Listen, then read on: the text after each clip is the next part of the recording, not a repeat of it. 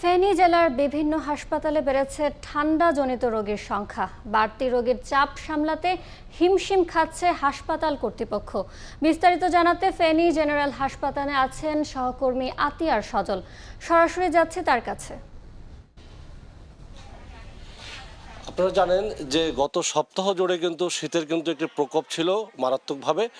যদিও গতকাল থেকে শীতের সেই প্রকোপটা কিছুটা কমতে শুরু করেছে, তবে গত সপ্তাহ জুড়ে যে শীতের দুর্দান্ত প্রতাপ ছিল তার কারণে কিন্তু ঠান্ডাজনিত রোগ কিন্তু ফেনী জেলায় বেড়েছে, এবং যার কারণে আমরা দেখেছি ফেনীর যে সরকারি বেসরকারি বিভিন্ন হাসপাতালগুলো রয়েছে সেখানে ঠান্ডাজনিত যে রোগ সেই রোগে আক্রান্ত হয়ে বিভিন্ন শ্রেণী পেশার বিভিন্ন বয়সের নারী পুরুষ এবং শিশুরা আক্রান্ত হয়ে চিকিৎসা নিতে দেখা গিয়েছে। আমরা রয়েছি ফেনীর 250 শয্যা বিশিষ্ট জেনারেল হাসপাতালের যে ডায়রিয়া ওয়ার্ডটি রয়েছে। এখানে দেখতে পাচ্ছেন যে 17টি শয্যা রয়েছে এই ওয়ার্ডে।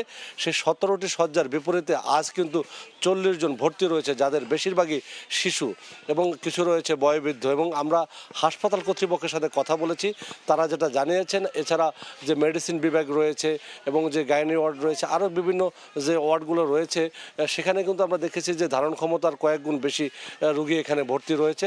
গত সপ্তাহের তুলনায় ধারাবাহিকভাবে কিন্তু এই রোগী বেড়েছে এই সপ্তাহে, যদিও গত দুদিন ধরে রোগীর ভর্তির সংখ্যা কিছুটা কমেছে।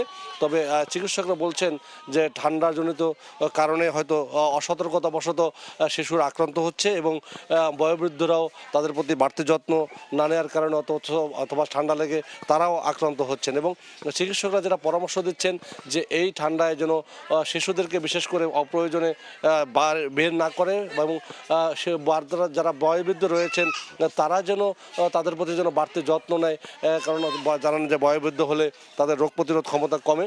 এবং হাসপাতাল কর্তৃপক্ষ যেটা বলছেন যে এই যে 250 শয্যা বিশিষ্ট হাসপাতালে রয়েছে এটি কিন্তু যে 150 শয্যা বিশিষ্ট যে জনবল ছিল সেটি দিয়ে চালু করেছে, এবং স্বল্প জনবল থাকার কারণে এখানে চিকিৎসক সংকট রয়েছে এবং বিভিন্ন জনবল সংকটের কারণে তারা এমনিতেই কিন্তু স্বাভাবিক রোগীদের কিন্তু চিকিৎসা দিতে হিমশিম খাচ্ছে। তার উপরে গড়ে কিন্তু প্রতিদিন 300 থেকে 350 অথবা কোনো কোনো ক্ষেত্রে 400 বা 500 রোগী ছাড়িয়ে যায়, যার কারণে এই হাসপাতাল কর্তৃপক্ষ রোগীদেরকে যে যথাযথ সেবা দেওয়ার কথা সেটি আসলে চাইলেও দিতে পারে না।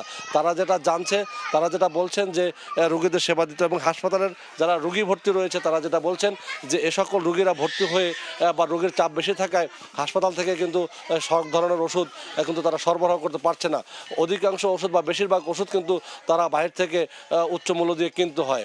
এবং ফেনীর যে রোগীরা রয়েছে বা রোগী কল্যাণ সমিতি রয়েছে তারা যে দাবিটি জানিয়েছেন যে সরকারিভাবে যেন এ সকল রোগীদেরকে যে সব ধরনের ওষুধ যেন সরকারিভাবে সরবরাহ করা হয়, এতে করে তাদের হয়তো চিকিৎসা সেবা নিতে কিছুটা সুবিধা হবে।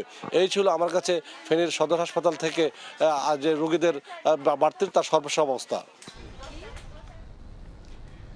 সরাসরি যুক্ত ছিলাম ফেনীতে।